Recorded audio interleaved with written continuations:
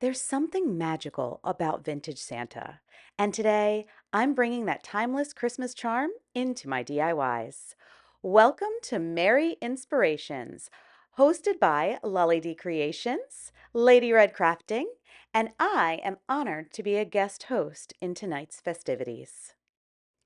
To get started, I'm going to be printing a variety of Santa images using my inkjet printer. These images come from Sonnet's digital press, which is part of her monthly subscription box or something you can get on its own. I printed these on a glossy paper because I'm not going to be using them for decoupage in today's projects. They are going to be the feature inside of a variety of photo frames that I have thrifted and collected over time. One of the things that I like to do when I am using Sonnet's Maker's Box digital press is to open with Preview rather than Adobe. And Preview is an option that is available on the Mac. I'm not sure if it's available on Dell or other PCs. I like to print them multiple pages or multiple copies per page. I will do either 2 or 4, and that gives me a range of sizes when I am printing. Now, I know there's other ways that you can resize your PDFs that you receive, but I like this feature because it allows me to have more on my 8 by 11 pages and less waste. So I get a lot more bang for my buck with this option. I have a wide variety of picture frames that I have thrifted, collected, found over the course of this year. Some of them don't have their backs anymore. Some of them have ink or other stains on them. Some of them are ones that I've started upcycling and then stopped. I wanted to see if I could create almost like a gallery wall of vintage Santas using all of these frames. After getting a general idea of each of the photos that I wanted to place in the frames, I wanted to then find a nice color that would work with all of them. I decided on Fusion's Manor Green, which is a beautiful, deep Christmas green color. Dear Santa, tell him I'm still holding on. No need for diamonds or trips somewhere in the warm. Oh, oh, oh, I know that mistakes don't melt like the snow. But if there's magic, let the north winds tell him so. 'Cause I can only wait and breathe. Once I had all of those frames covered in that beautiful manor green in about 1 to 1.5 coats, let it dry. Now I'm coming back with a 120 grit sandpaper on a finger sander and just very lightly sanding back on the edges of each of the frames. We want to make sure that this matches the vintage feel of the pictures and the photos we're going to be putting inside. And to do that, it would be best for it to look like it's a little bit aged as well. I finish this up on all of the different frames, and then we will work on getting our photos ready to hang.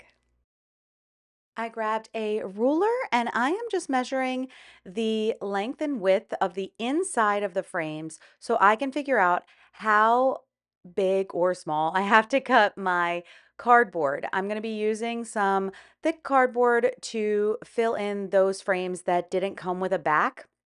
And I'm just going to use a pencil, go ahead and measure that out, and then use some heavy duty scissors to cut that cardboard to size. Now for this next step, you do have a little bit of flexibility. You can use a paper trimmer to cut your photos down to size, or if you prefer just to use your scissors, you can do that too. I actually used both methods during this project. Just basically whatever I had lying around in the moment was what I ended up using.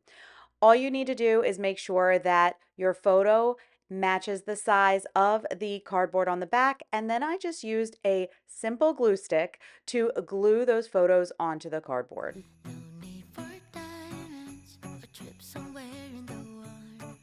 Oh, oh, oh, I know that Once mistakes I don't have melt like that the photo snow. on the cardboard, I am using a But if there's clean, magic, new let the north microfiber winds tell cloth him so. to kind of spread that 'Cause photo across I the can piece. I want to make only sure that I don't have wait any and breathe fingerprints or and smudges breathe. on my photo. 'Cause he's awful lonely, the only kid One of the things I wanted to try, I actually watched Bailey from Reclaimed Grace do multiple times on her wall art that she creates. She uses Mod Podge and creates almost like an oil painting look by just brushing on the Mod Podge on top of the photo in back and forth kind of motions, like not in any kind of order. You want to kind of go in like swooping motions each way. I don't know if I'm explaining that well, but if you go over to Reclaim Grace, you'd be able to see some of the amazing work that she has done using this method. One thing I can't remember is if she used Mod Podge in a matte finish or in gloss. The one that I'm using here is a matte finish, and ironically, my photo is a gloss finish. So I just wanted to see how this would look, but you let me know. Would you have done the same thing, or would you have just left the photo by itself? And I hope this heart will know. Instead of being a baby back, I don't wanna lose him yet. If you are part of my channel membership here on YouTube, this beautiful photo of Santa was one of the extra bonus ones that I sent you last night. And I also shared with you how I created him. I decided that I loved him so much and felt that he matched so perfectly with the color of the frames that I created. I used him for one of my frames and then added him to the gallery wall with all of Sonnet's beautiful vintage Santas. I am just using a bit of hot glue in the inside edges of my frame and pressing down my photos into the frame so that they stick nicely. I am going to finish off the back with some craft paper to make them look nice, but for now, this is what I have come up with, and let's take a look at my gallery wall with all of my beautiful vintage Santas. It'll be Christmas, Christmas after all. I lay awake till I see the shadows in the snow. Won't take a break, not until you bring my baby home.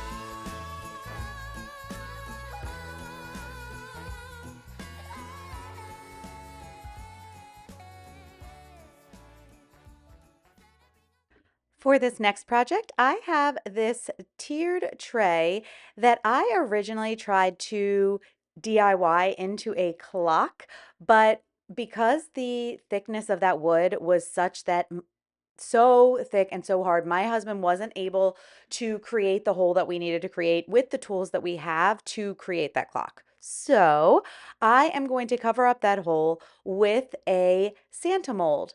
I am using the Santa mold, which is part of the IOD release from this season, and I'm going to cast that mold. It is a very large but incredibly detailed mold that I have used with air dry clay, IOD's air dry clay, to create this other piece of wall art. Once I shaped those sides just a touch, I grabbed some wood glue and I am going to cover the entire back of this casting and spreading it all the way to the edges with my fingers to ensure that every part of the back has that glue on it so it will fully adhere to my piece. I think this is something that is very important to remember when you are using air dry clay, because as the air dry clay dries, if not all of those parts are glued, they could peel up and create gaps or even possibly crack onto your piece, and it makes it even more challenging to try to fix. It's not that you can't, but it's not as easy. So my recommendation is to ensure that you have that glue spread all the way across the back of your casting. I knew that I did not want to paint all the details. I'm not very patient. So my original thought was to paint the entire Santa wall art in white and then bring out those details using dark wax. But I ended up deciding to go the opposite way. I ended up using Folk Arts ink, which is a very black paint, and it covers very well. I only needed one coat of this paint on this piece. And now I'm coming in with Parchment by Fusion and doing a very light dry brush across the piece to bring out the details. When you are doing a dry brush method, you want to make sure that you have some sort of scrap paper or something to offload a lot of that paint. You're going to put just a bit of paint onto your brush, offload it onto your paper, and then very lightly swipe across your piece to create that dry brush effect. I do go heavier in some spots and lighter in others just to bring out the amount of details that I want in that gorgeous Santa, but ensure that I still have a lot of that black peeking through the white that is on top.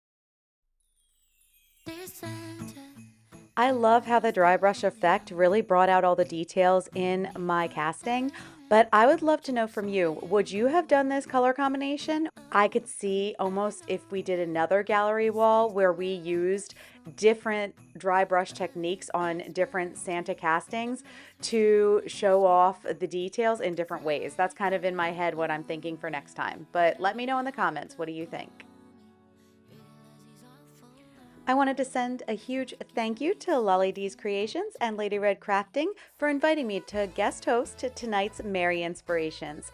Make sure to check out the link below because there will be a playlist with a lot of other creative inspirations for you to check out, as well as links to both of these lovely ladies' channels. I hope you have been inspired. I hope you enjoy crafting this season, and I can't wait to see what you create. Have a wonderful evening, and I'll see you again soon.